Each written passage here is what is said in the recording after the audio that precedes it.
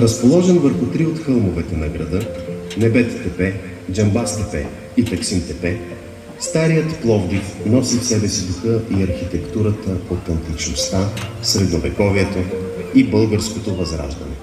Именно тук, върху северния склон на Небет тепе, възниква селището, в което градският живот продължава непрекъснат 8000 години. През 342 година преди новата ера, Филип Македонски превзема тракийското поселище и му дава името Филипопол. Архитектурен градски облик Филипопол добива през 4 век преди новата ера, а през 1 век е включен в пределите на Римската империя. След освобождението минават десетки години, в които старият град тъне в разруха, до 1969 година. Тогава е спасена за нов живот една от най-забележителните възрожденски сгради – къща Недкович. С реставрацията на този дом започва и работата на управление Старинен Пловдив. Създава го Атанас Кръстев, легендарна личност, позната на всички като Начо културата, не титулуван, но признат от хората за кмета на стария град завинаги. Неговият дом се превръща в средище на артистичната и творческа бухема. Място, което кипи от просветена духовна енергия. По негова инициатива се реставрират около 130 значими паметници на културата. Първата къща, откъдето започва всичко, това е къща Недкович и след това поетапно започва реконструкцията на Балабанова къща, реставрацията на къща Хиндлиян, след това разкриването и на античния театър. По време на реставрацията на Балабановата къща, в основата й Начо културата вкопава послания за следващите поколения. Да пазят къщите и духа на хората, живели в тях. Непосредствено до Балабановата къща, минавайки през двора и през Комшулука, това е партията, която всъщност свързва двете къщи, човек влиза в къща Хиндлиян. Една от малкото запазени в оригинал симетрични пловдивски къщи, повлияна от ориенталския тип архитектура. В къщата е запазена фамилна баня, вградена на принципа на римския хипокауст и турския хамам. В салона на втория етаж, където се посрещали гости и се сключвали сделки, може да се види фонтан, от който тече розова вода.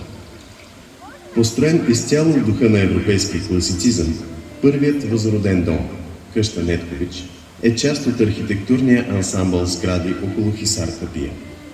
Собственик е богатият карловски търговец Никола Недкович, който е живеел тук със съпругата си и дъщеря си Елена. В къщата е запазен столът на влюбени. Влюбените всъщност са били лице в лице, тет-а-тет, както се нарича, и са можели така по-дискретно да разговарят помежду си.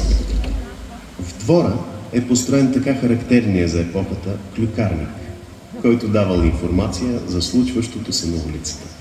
Самият Вазов е пиел своето кафе там и е наблюдавал живота навънка и пловдивските покони, а родителите на Елисавета Багряна са се запознали именно в къща Недкович.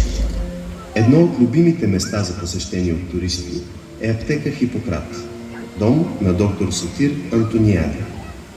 Днес в нея се намира единствената по рода си музейна сбирка, проследяваща историята на фармацията. Предполага се, че тук са приготвили и лекарства за царската фамилия. Има фото си, че самият цар Фердинанд изчаква всъщност на улица Съботна, където се помещава аптеката Хипократ на правата на конкретният медикамент, от който той има нужда. Последната реставрирана къща в старинен Пловдив е Клианта, която се намира на Джамбаз тепе. Заслуги за възстановяването й, което продължава повече от 10 години, има и японският фонд към ЮНЕСКО.